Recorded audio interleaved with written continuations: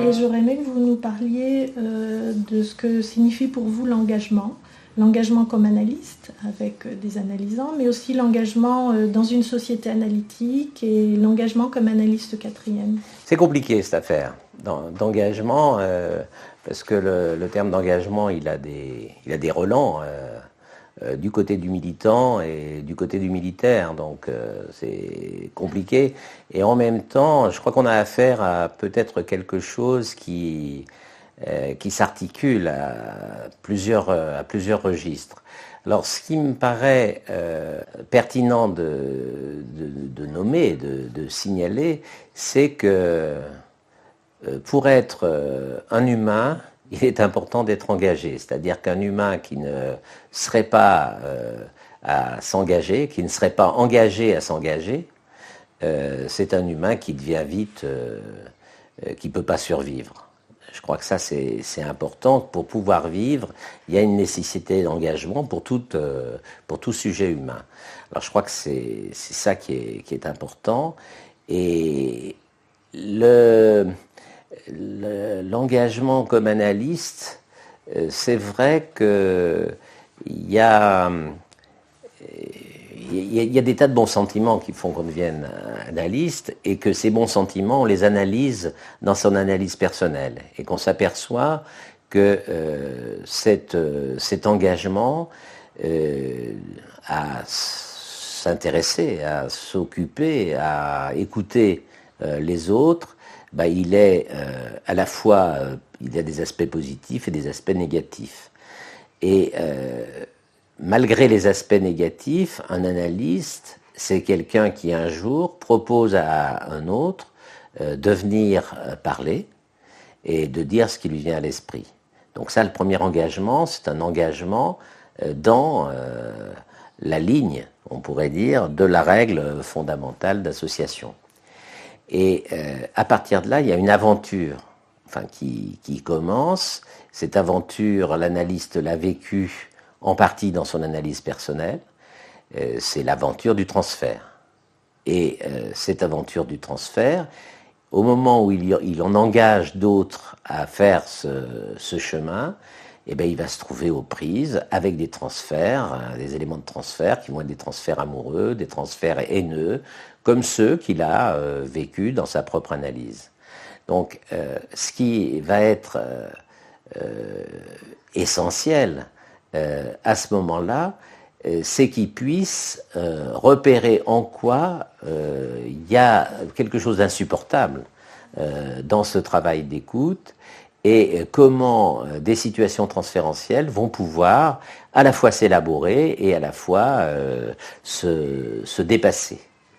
Alors je crois que l'engagement, si vous en êtes d'accord, je le situerais par ce biais-là.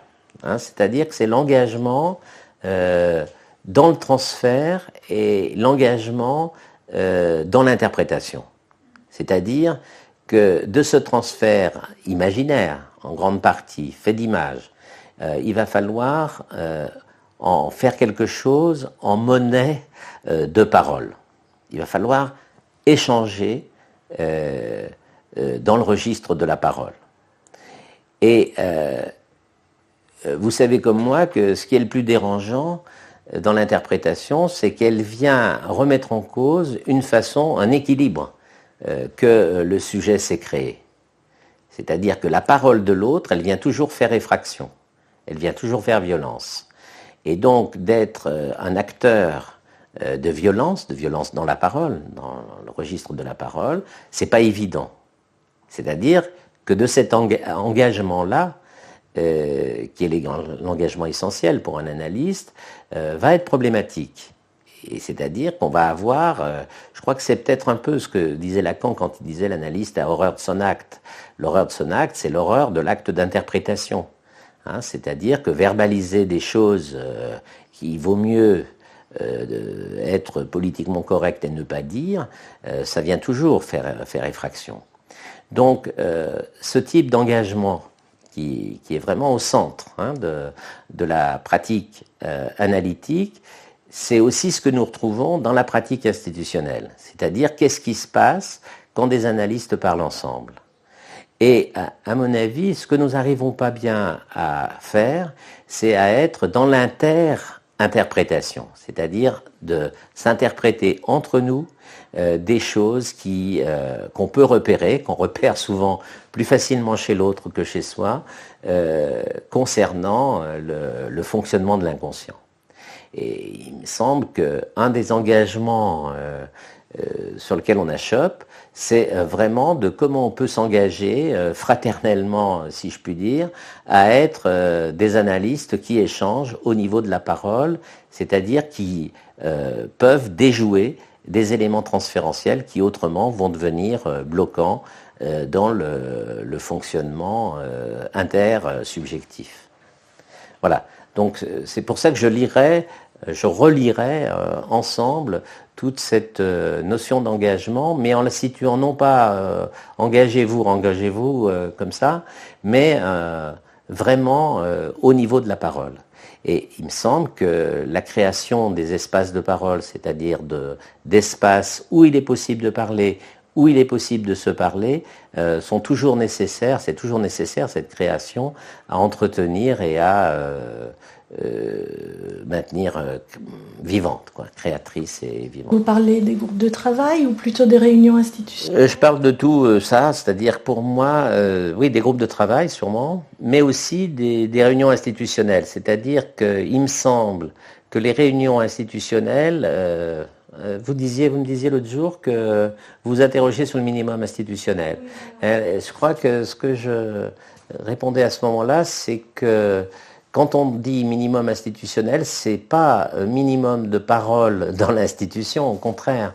C'est vraiment un minimum bureaucratique et vraiment de faire vivre des espaces où on se parle vraiment, c'est-à-dire où on se parle en vérité.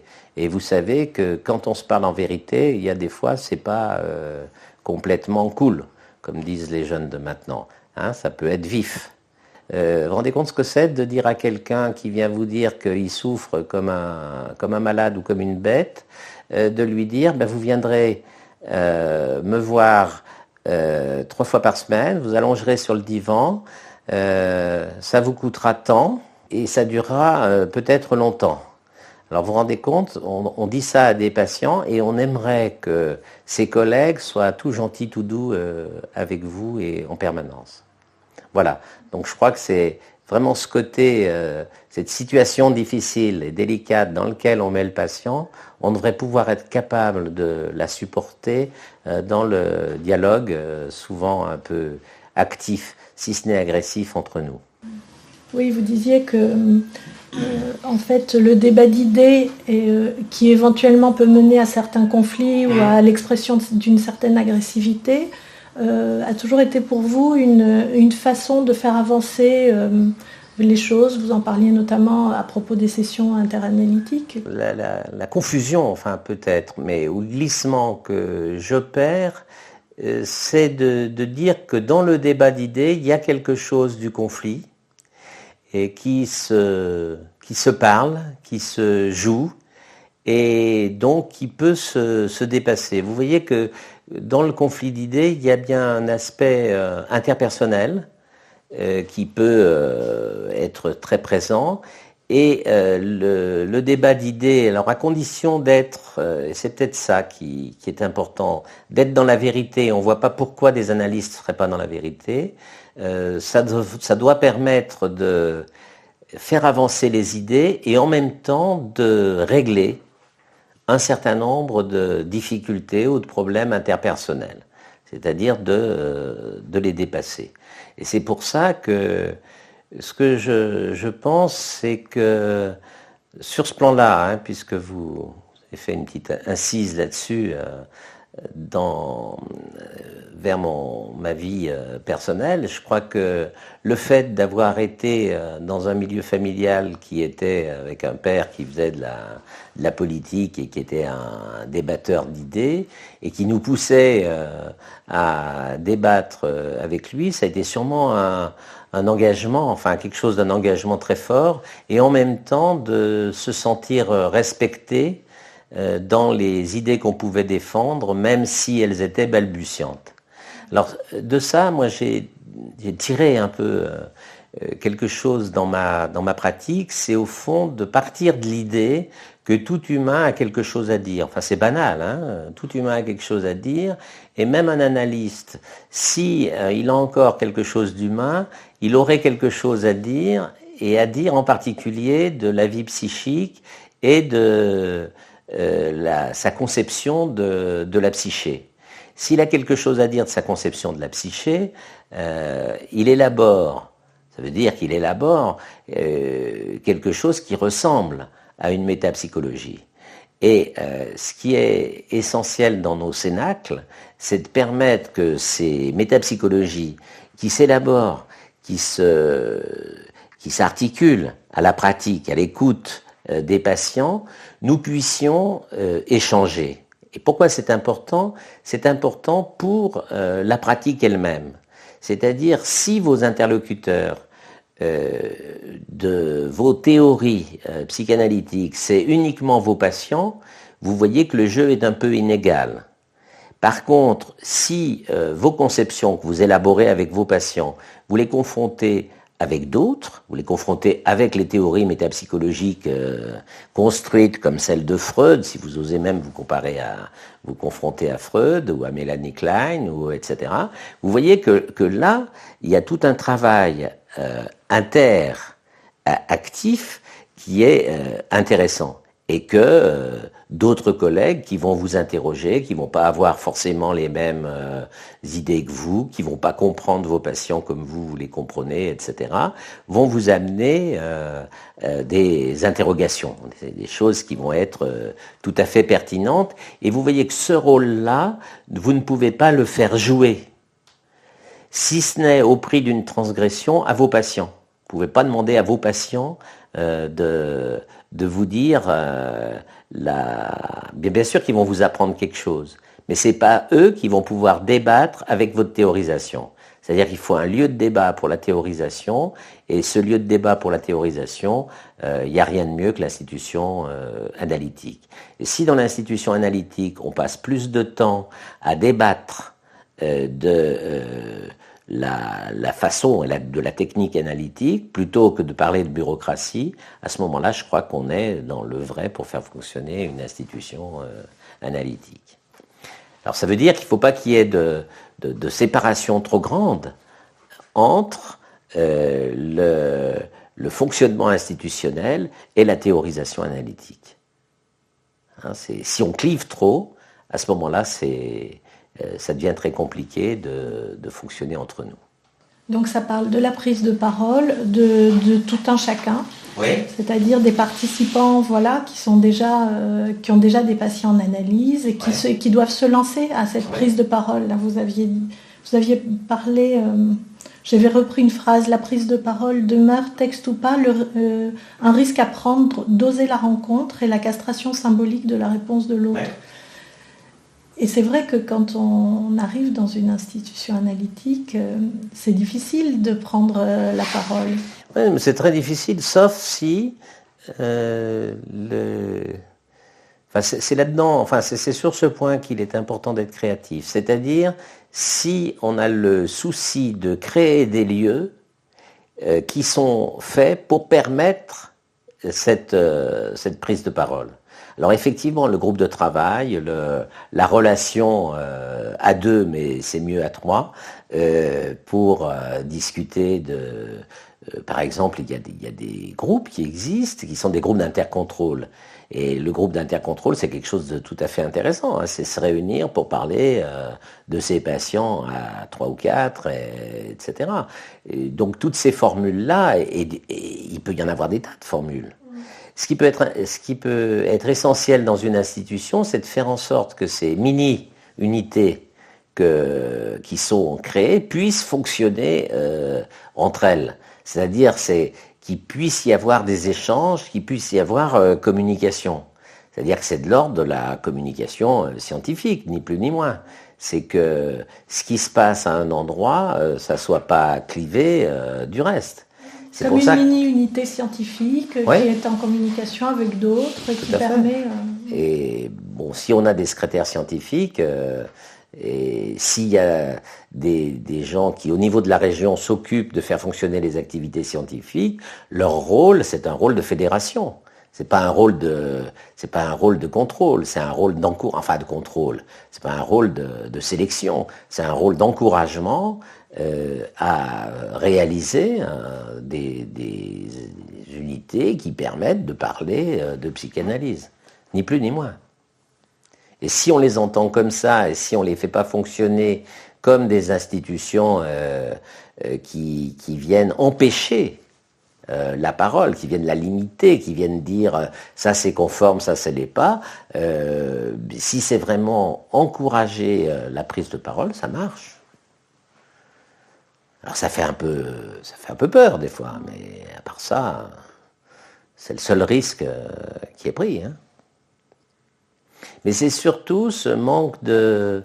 Je crois qu'il y a quelque chose qui a à voir, alors je ne sais pas comment on peut le comprendre, essayer de l'analyser plus avant, mais c'est le manque de confiance dans la rencontre de l'autre. Au fond, pourquoi on a l'impression que l'autre est toujours quelqu'un qui va vous interdire, et non pas quelqu'un qui va vous faciliter.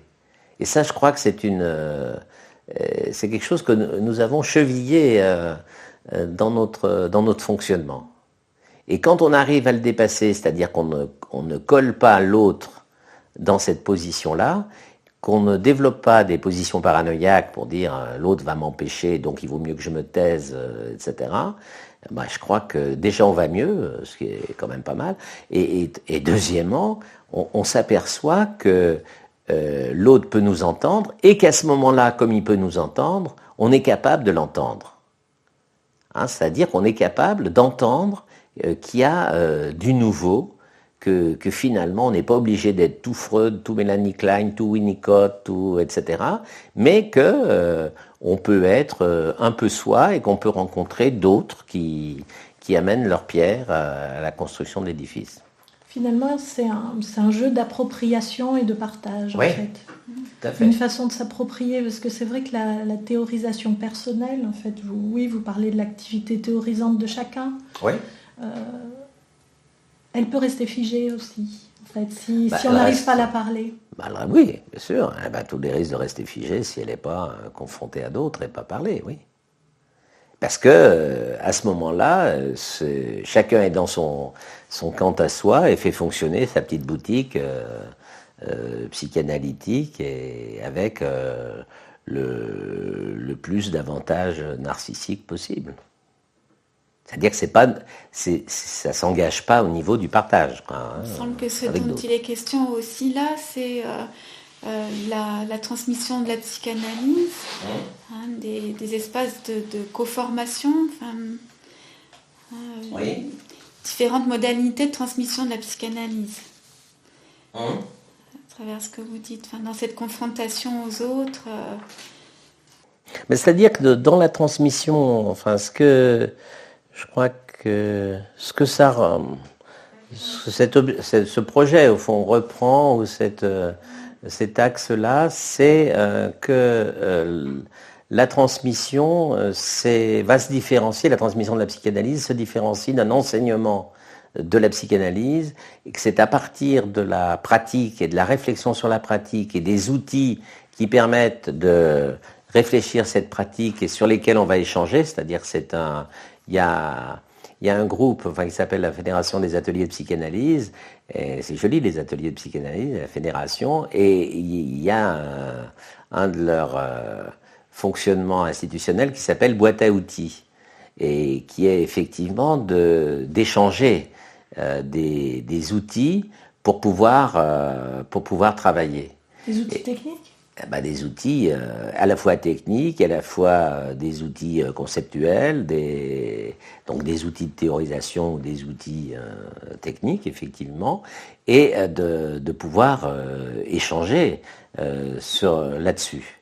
C'est-à-dire que c'est plutôt un échange d'artisans qui échangent des savoirs et des savoir-faire et qui échangent des savoirs.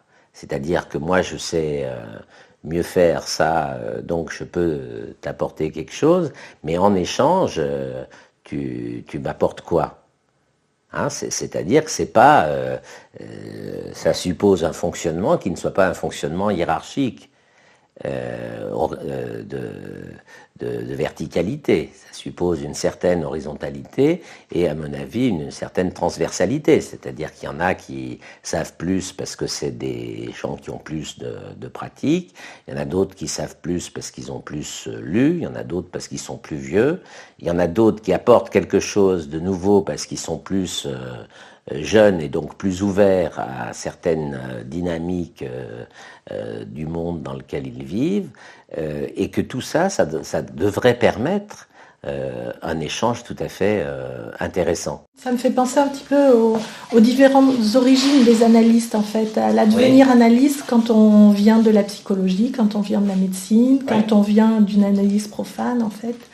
Et à ce mécanisme en fait de partage, de défrocage et on pourrait dire de défrocage. Alors là c'est une chose importante d'ailleurs que Pontalis, voilà encore un auteur non cité, Pontalis dit tout à fait dans l'introduction de la question de l'analyse profane, de la traduction de ce texte de Freud, et où il dit justement que l'analyste, pour devenir analyste, va avoir à se défroquer de sa pratique antérieure. C'est-à-dire comment, quand on a été psychologue, comment on devient psychanalyste, quand on a été médecin, comment on devient psychanalyste. Et il y a bien quelque chose, là aussi, peut-être d'une rupture avec une peau antérieure, et vers une métamorphose, enfin on pourrait le voir comme ça. Et on voit bien que cette métamorphose, elle n'est pas faite une fois pour toutes. C'est bien un processus de métamorphose, de changement. Il n'y a rien de plus médical qu'un psychologue, c'est bien évident, puisqu'il n'est pas médecin, et qui aura tendance à faire des retours. C'est-à-dire que, par exemple, c'est frappant dans la métapsychologie, enfin dans la psychopathologie, pardon. La psychopathologie, c'est évident que ça peut être un classement des maladies mentales sur le mode de la psychiatrie, et il y a bien une psychopathologie psychanalytique. Il y a même des abrégés de psychopathologie psychanalytique. Or ça, on voit bien comment ça vient se heurter à une dimension plus dynamique de la compréhension de l'organisation et du fonctionnement de la psyché. Donc ça, par exemple là, ça montre bien qu'il peut y avoir des éléments de conflit entre des psychopathologues psychanalystes et puis des psychanalystes qui ont une perception plus dynamique de la constitution de la psyché. Donc voilà, ça permet d'illustrer un des points qui risque d'être un point de conflit, mais qui en même temps, à travers le débat d'idées, devrait permettre à chacun de modeler ses positions. Hein, je crois que c'est important ça. Et que par exemple, on ne peut pas avoir c'est peut-être ça, c'est peut-être d'arriver à des positions qui soient des positions affirmées, mais qui puissent, en étant affirmées, tenir compte du point de vue de l'autre. Et ça, je crois que c'est tout le paradoxe dans lequel sont les psychanalystes. Il me semble qu'un dispositif comme le séminaire sur la technique, peut être une modalité aussi de ce fonctionnement-là dont vous venez de parler. Je pense que la boîte à outils, puis toutes ces personnes qui ont été invitées, ces analystes d'autres organisations analytiques qui ont été invitées à parler tant de leur clinique que de leur pratique d'analyste, et les débats qui ont pu s'ouvrir aussi entre analystes de différentes générations et de différentes catégories. C'est-à-dire que dans le cadre de ce séminaire, puisqu'il a fait l'objet de beaucoup de commentaires, d'abord des miens, mais qui ne sont pas les moins intéressants, en toute humilité. Ce qui m'avait paru intéressant dans le fonctionnement du séminaire, c'était de me mettre en position, non pas de maître, c'est-à-dire d'avoir sur la technique analytique une idée ou des idées à transmettre, mais de me mettre au service. Moi, j'ai assuré essentiellement, l'animation sûrement, mais l'animation, c'était quand même de donner la parole et puis d'animer, bien sûr, le débat, mais surtout de faire le compte-rendu.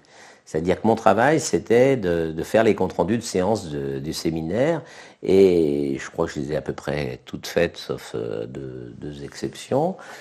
Et ce travail d'après-coup m'a paru extrêmement intéressant. Enfin, ça m'a paru intéressant, d'une part, pour moi, de faire le compte-rendu, et puis d'autre part, de le communiquer. Et quand le séminaire marchait le mieux, c'était quand il y avait des réactions qui étaient envoyées après à certains éléments du compte-rendu. Mais l'idée, c'est pour ça que j'ai défendu que c'était un processus démocratique. Alors on m'a dit, tu faisais quand même pas voter pour savoir qui allait intervenir, etc. Non, mais c'était pas ça la démocratie. La démocratie, c'était de se mettre au service.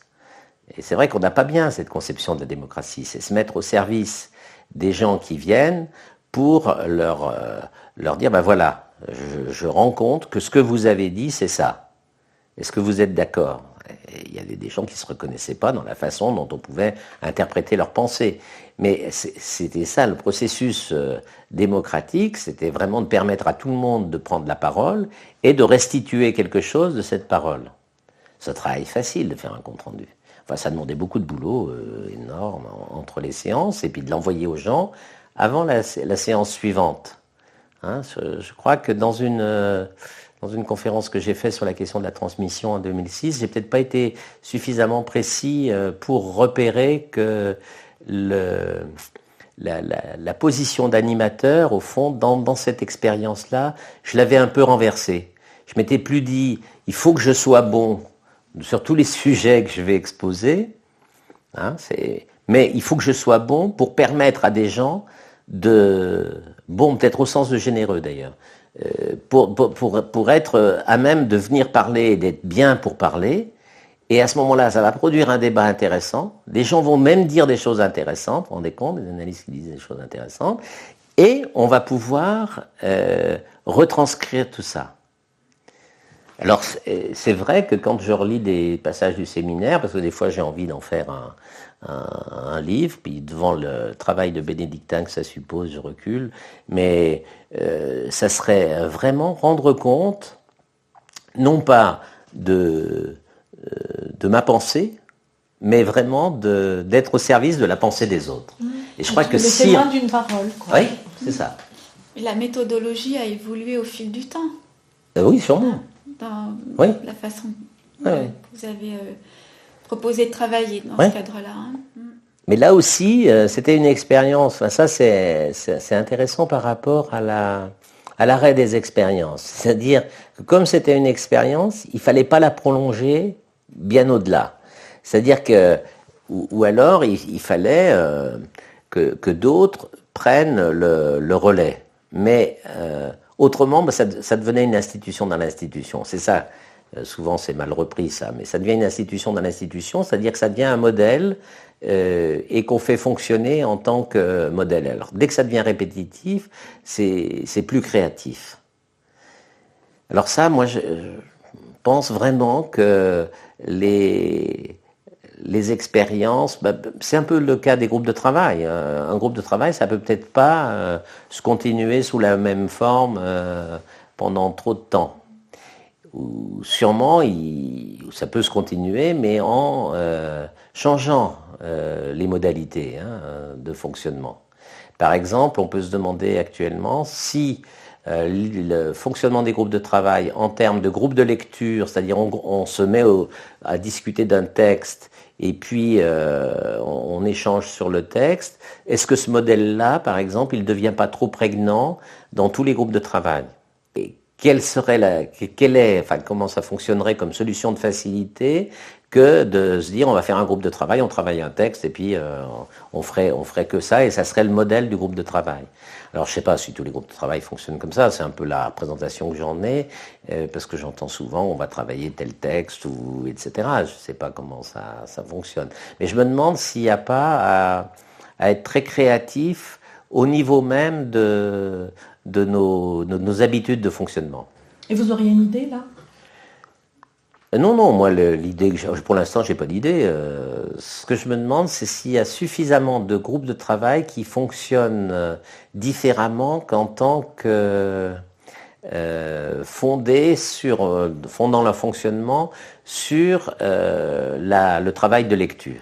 Est-ce que les groupes de travail, c'est vraiment des groupes de travail ou est-ce que c'est que des groupes de lecture? Je poserai la question comme ça. Je ne suis pas secrétaire scientifique pour le moment, mais ce serait une bonne question à poser. Et ce qu'on a initié à Lyon, et ça c'est important de le rappeler, c'est que les groupes de travail, quand ils terminaient, c'était bien mettre une fin, ça, c'était bien mettre une butée. Ils avaient un travail de restitution, on leur proposait, ou ils se proposaient de faire un travail de restitution à l'ensemble de la communauté analytique. Cette chose-là est très intéressante, parce que ça oblige le groupe de travail à pas être une entité fermée sur lui-même, ce qu'elle risque. C'est vraiment, à un moment donné, on va, et ça peut être un projet tout à fait intéressant, on va s'ouvrir sur l'extérieur. Or, il y a des groupes qui ont échappé à ce travail-là, et pourquoi pas? C'est pas vilain en soi, mais ce qui serait intéressant, c'est de voir ce que ça a produit dans ces groupes, le fait d'avoir échappé à ce travail de restitution. Pourquoi? Parce que ça serait intéressant pour valider savoir si c'est valide, que de ce travail de restitution.